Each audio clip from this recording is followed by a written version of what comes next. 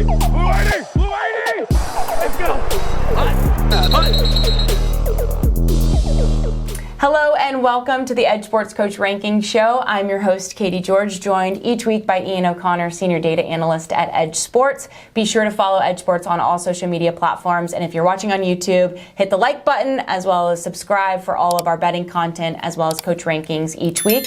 I thought of you this weekend, not just because the Packers got a dominant win over the Vikings, but because the Arizona Cardinals helped you guys out, locking up that number one seed. Yeah, big win from Arizona, who we beat earlier in the season, ended their undefeated season at that point. But always good to get the number one seed. It made me a little bit more nervous going into that Sunday night football game, even against the Vikings without Sean Mannion, especially when it started off with just a field goal from Green Bay. Got a little bit nervous, but clearly Green Bay the better team. So it was nice to get that one seed and then not have to worry about the Manning cast curse ruining our shot at the one seed. So even if we lose, always hate to lose to the Lions of all teams, especially this year as bad as they've been. But it doesn't really matter if we do this week. I don't think that's going to happen, so don't worry. And also, you get some rest for the bye week for some of those injured players, hopefully to come back, which is good. So again, be sure to like and subscribe to our YouTube page and follow EdjSports on all social media platforms. As you might imagine, social media can be a dark place. Very much. And we are the target of frustrations often as we roll out the coach rankings each week. People don't like to accept the realities around their head coaches, and that is okay. Especially Newman YDWL. He tweeted in, Kingsbury in the second spot, laughing face, rankings in the bin. How do you feel about him wanting to throw away your rankings? It's whatever, I guess. We think they're pretty good. Kingsbury has actually been really good, on fourth downs. He was very good last year, too. Again, that's what the rankings are. It's how teams or coaches maximize their team's win probability. They've been, as much as they've struggled here in the second half of the season, Arizona has still been, a top 10, definitely top half of the league team. They're in the playoffs. And Kingsbury has been really good on fourth downs, 2 years in a row. So not sure what Newman. YDWL. Yes, we're not in agreement there. Daniel T 1001 though, big fan of EdjSports.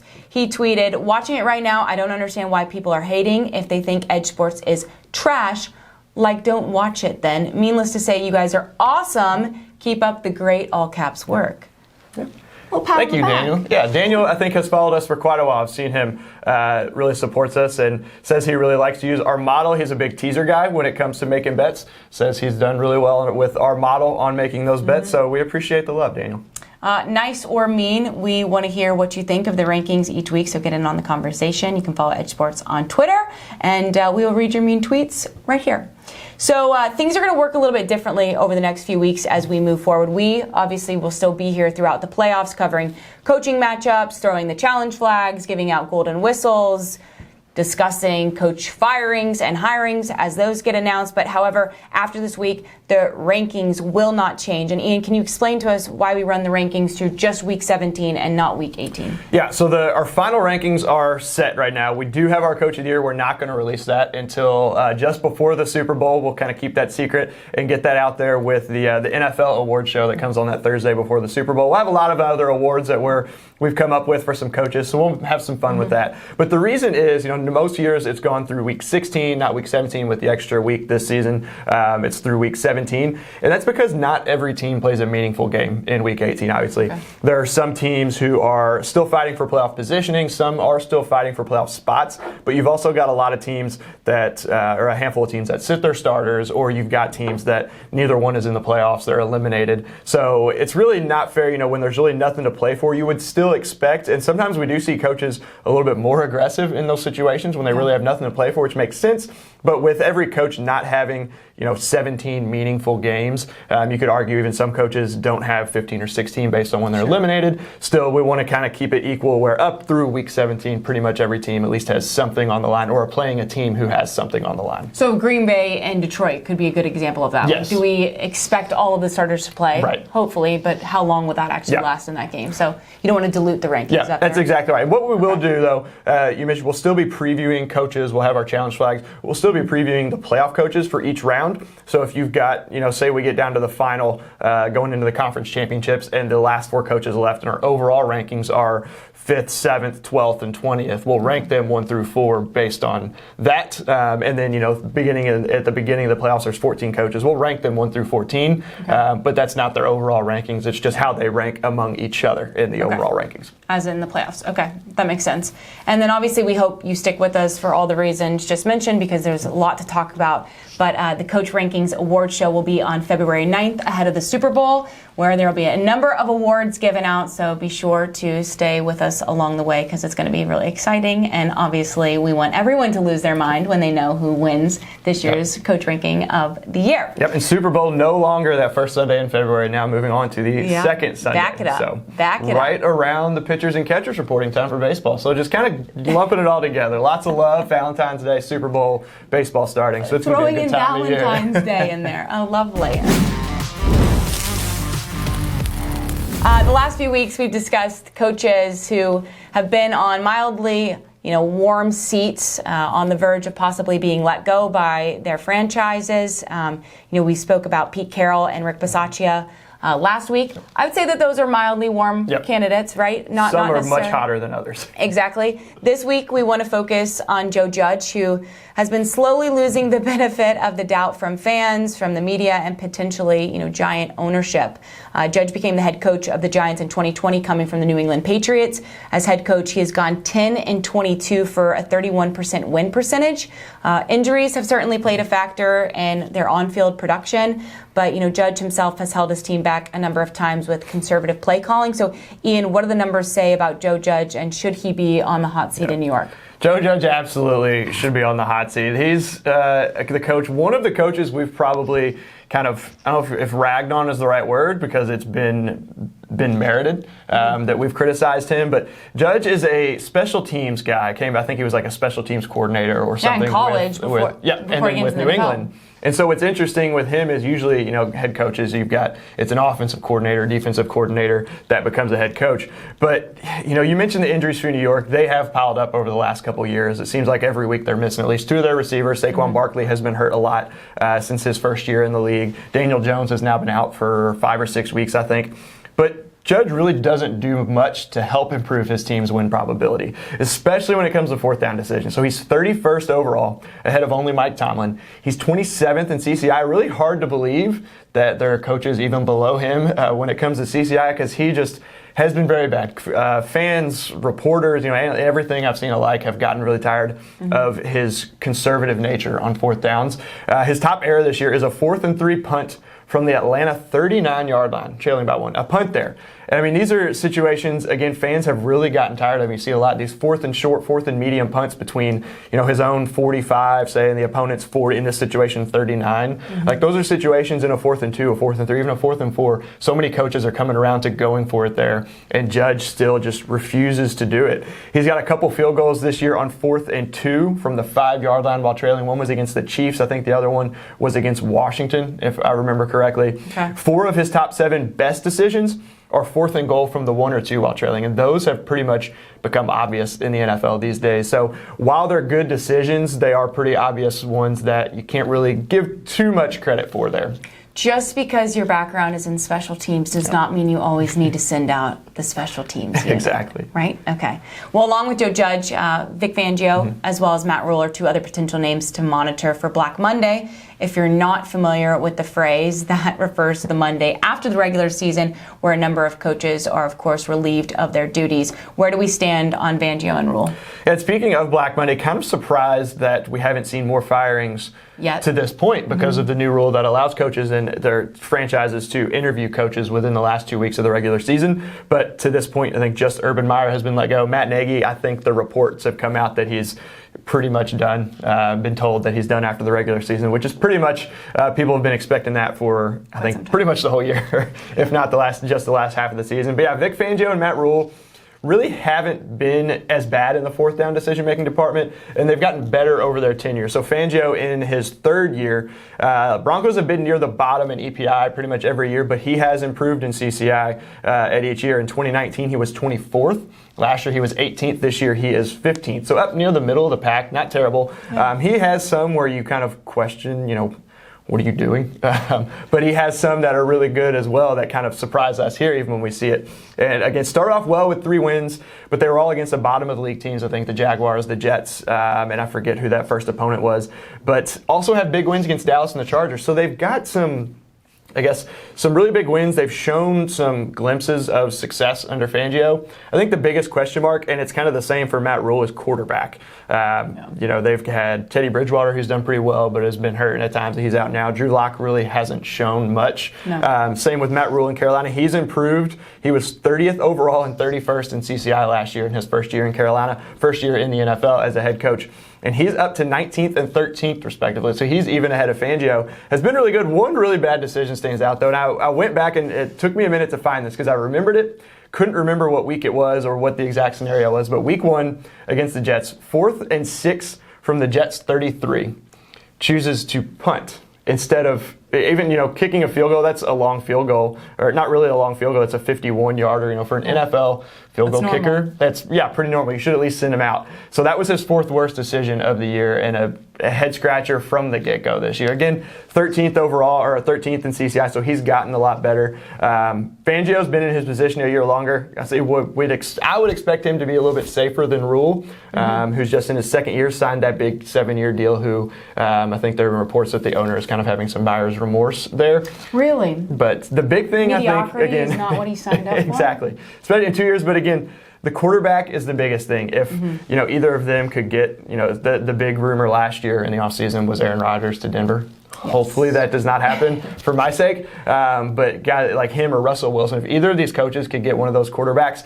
the rest of the team, they've got talent at receiver, they've got talent at running back. Denver has a very talented defense, even though they just got rid of Von Miller a little bit earlier in the season. And then Carolina, the defense started out well against some very subpar opponents, but they've got some pieces as well. So if one of them, if they're are retained and can get one of those quarterbacks, we could see some changes in the coming years. Well, just remember, Rule says that they need time because Jay-Z was able to build his entire record label in 7 years, and so I guess Matt Rule wants 7 years to build his team. So we'll see if ownership agrees with that timeline or not. I can't imagine if it keeps going the way it is right now, they're going to give him 7 years. Me either. But maybe he can show signs of improvement and they'll keep him around a little bit longer. We shall see. He's decided to challenge his play. He has tossed down the red flag. All right, so it is that time to throw our challenge flags. This is where we pick a coaching error from the week prior and throw the red flag challenging his decision. We'll explain why it was a bad call and in terms of the win probability maximization. Who are you throwing your challenge flag on this week? Going with Sean McVay, who we've had, I think, on our challenge flag and our Golden Whistle Award, which we'll get to a couple times this year. And I've got 2 of them for him. So, these are typically under the radar. Yeah. They don't make our top 5s. This one, we've got one that made our top 5. The other one was not. So we had 2 instances of 4th and short punts. They did come back to win this game. So some people might say, well, it doesn't matter because they won anyway. But it does in that moment. Yes, at that moment. When we run the model, it doesn't know what happens in the rest of the game. So even though the report is run after the game, it looks at each play and says, all right, at this point in the game, here's the score, here's the time. What makes you win the most often? So he had a 4th and 2 at his own 47, down 10, just ahead of the 2-minute warning in the second quarter, chose to punt. This was our 4th worst error of Week 17. I mentioned this came in the top 5. The required conversion rate on this was only 31%. So they only have to expect to convert a 4th and 2, basically 3 out of 10 times, almost a third of the time to get this. The expected conversion rate for an average NFL team is close to 60% at a 4th and 2. With the Rams offense against that depleted Baltimore defense, it is probably a little bit higher than that. Very surprising. I guess not surprising from Sean McVay that he didn't go for it, but you would like to see that coming up on midfield is just kind of a no-brainer at that point. And then later on, 4th and 1 at his own 34. Do you want to throw it? Down 9. I'll throw a second one on Sean McVay. And this one, I think there was about 2 or 3 minutes left in the third quarter. 4th and 1 at his own 34. So you might think, hey, they're in their own territory. They're down 9. They still have a whole quarter left to play, about 18, 19 minutes of game time. But in this one, it's a 4th and 1. Again, we saw him go for it. We gave him the golden whistle when he went for it against Green Bay weeks ago. The required conversion rate on this one was a little bit higher at 49%, but the expected conversion rate is closer to 70% on a 4th and 1. Again, with that offense against that Baltimore defense, could be a little bit higher. So may not have needed the last-minute heroics if he was able to make the right call and they were able to convert even one of these. You would expect them to convert both of those. I don't know what his deal is. Very conservative. I'm going to throw my challenge flag on Arthur Smith. That was good. Of the Falcons. Surprisingly, Atlanta played Buffalo fairly close in the first half, but on Atlanta's first second-half drive, they got into a 4th and 17 situation at Buffalo's 33-yard line, and they chose to punt. Now, we do kind of take into consideration it's cold, there was some snow on the ground, but the conditions weren't awful like we've seen in Buffalo in weeks past. So it would have been a 51-yarder for a field goal attempt. Instead, they choose to punt. It was a touchback, netting only 13 yards. And even if you don't go for the field goal, I mean, go for it. You need 17 yards. Yes, I mean, I know it's a big chunk of change, but it gave them nearly an equal win probability no matter what. So you would have liked to have seen him be a little bit aggressive there and go for the points rather than just punting in such a short yardage situation. Yeah, and you mentioned it was a touchback, only 13 yards. It's not worth that much in win probability to gain. Even if you punt, and you go from the 33 and you pin them at the 5-yard line, like 28 yards, isn't worth a large enough amount that it's worth it. Again, the field goal, Younghoe Koo has been not had as good of a year as he has the last couple of years, but still very capable of making 50-plus yarders in good conditions at home in the dome. But on the road here, even in those, like you said, it wasn't actively snowing a ton. It wasn't a blizzard. It was windy. Cold and some snow on the ground, maybe a little bit of wind. Definitely not what we saw against New England a couple weeks ago in that one. So completely agree with you. That's just a very questionable decision there. Arthur, Sean, be better. All right, after telling a couple coaches they need to be better, we want to applaud a few for making great decisions in this past week of Week 17. The Gold Whistle Awards are coming to you. I am going to go first. I'm giving it to Philadelphia Eagles coach Nick Sirianni, who moved up 3 spots in the overall rankings after this weekend of play. And he had 4 4th-down goes, which is very aggressive, combining for over 23% increase in win probability. 2 were 4th and goals that resulted in touchdowns, so bravo there. And then another, he bypassed a long field goal attempt to run out more clock and extend his lead. And then he had several errors too, but still ended the week with the highest net win probability gain because of those 4th-down goes. So good for him, sticking to his guns and being at least consistent and not wavering. Yeah, and he's been top 10, I think, the last few weeks in our coach rankings. So you said moved up. We won't say where he moved up to. We said we're going to hold on to those rankings for now. But it's really good day from him. So I'm going to go with Rich Bisaccia. I owe him an apology from last week and really the last couple of weeks. Talked down on him a little bit. I said I'd expect Frank Reich to make the right call late over Bisaccia if it came down to it. Honestly, didn't expect this one to be that close, or not expected it to be that close. So pretty even matchup, but that late. But he made the right opportunity. Frank Reich didn't really have any late 4th-down opportunities. We know he would have made the right call there. But Bisaccia did early in the 4th quarter and made a great call. 4th and 2 on the Indy 11. They were down 4. The broadcasters said, there's still a lot of time left in this game. I would kick the field goal, make it a 1-point deficit. You can still kick a field goal to win, score a touchdown to win, but there's a lot of time left. I was hoping he would go for it as I was watching this, and he did. And it was required conversion rate on this one was around 41%. Okay. So, again, 4th and 2 on this one. Expected to convert closer to 55% for Las Vegas. We said it was about 60% for the Rams, a little bit more considering their offense is better. Vegas doesn't have a bad offense. They're pretty average. The Indianapolis defense has been pretty good this year.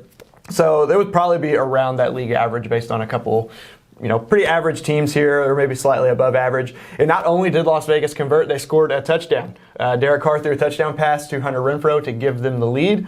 And then at that point, Indy went down to score a field goal, tied it up, and then the Raiders were able to win it on a field goal. So who knows how that would have played out. Had he not gone for it here, just kicked the field goal, they likely would have made it. It was a short field goal. Daniel Carlson has been very good this year. But this one led to a win for the Raiders and kept their playoff hopes alive heading into Week 18. I respect your picks each week because when you do talk down on somebody, you don't hold on to that. you give credit where credit's due, and you'll flip back on the fence. I appreciate that. So sorry to Rich Bisaccia. We've seen him 2 weeks in a row now, actually. He had a really good call last week, too. So coming around to get them in the playoffs. We'll see. Yeah. All right, lastly, let's pick our Week 18 head-to-head coaching matchups that we're most looking forward to. Usually speaking, we don't focus on storylines or on-field matchups, but that's pretty hard to do given it's Week 18 and there's so much on the line for a lot of these teams. So what coaching matchup are you most looking forward to moving forward? I'm going to go out west, 49ers and Rams. So the 49ers are in the playoffs with a win here or some help from Atlanta beating New Orleans if the 49ers were to lose. The Rams clinch the division with a win or if the Cardinals lose. So maybe the Rams will get some help from the Cardinals like I did this past week for Green Bay. Now they're in a giving mood this time of year. Yes, especially the last 2 years, it seems like. But Kyle Shanahan, Sean McVay, top half of our rankings overall, but only 20th and 25th in CCI respectively there. So haven't really been great when it comes to fourth downs. We just talked about Sean McVay a couple of minutes ago with our challenge flags. Expecting the same here as with a close game. Division opponents, all of the games in Week 18 are division games. This one could easily come down to the final drive. We remember 2 seasons ago, the last game, San Francisco was looking to lock up the number 1 seed. Yeah. Seattle had a fourth down, came down to really within inches, just like that Super Bowl back between the Titans and the Rams, where just barely short of the goal line that led to San Francisco getting the 1 seed in that year they made the Super Bowl. So expect something close again, and who knows who's going to make the right decision in this one. It could be a punt fest late with some fourth and shorts, maybe some field goals, some ill-advised field goals coming down to it. Well, I'll stay out west, and I want to highlight Vegas again this week. It's a big game on Sunday night between the Raiders and the Chargers. Winner is in. When you're in and you're done with it. We know how aggressive Staley has been this season, so we would expect the same as he continues in Week 18. Bisaccia, as you mentioned, is only 26th in coach rankings, but had the best decision in Week 16. And we just talked about his aggressiveness in Week 17, giving out the Gold Whistle Awards. So I bet my hard-earned money that there will be some big decisions that come out late in a high-stakes game between those two teams. Unless the Colts lose, like we talked about beforehand, they decide to just kneel out the clock the whole game. We'll be seeing lots of 4th and 14 punts. But no, I'm with you. I think this Colts one have to should be lose, really good. and these two teams have to tie for both of them to be in. Both teams would make it. So could be interesting. I wouldn't expect that to happen. I think a lot of people would be unhappy there. Also, can't imagine either of these teams wanting a division rival to get into the playoffs. But at the same time, if you take the chance and you lose, you don't make the playoffs at all. So going to be some interesting things going on Sunday. I know. Makes for an exciting. I know players are not thrilled about the additional week of play, but makes for exciting stuff as fans watching. So thank you for joining us. That's another Coach Ranking show in the books. As always, follow EdjSports on all social media platforms. Like, subscribe on YouTube, and we'll be back next week for more.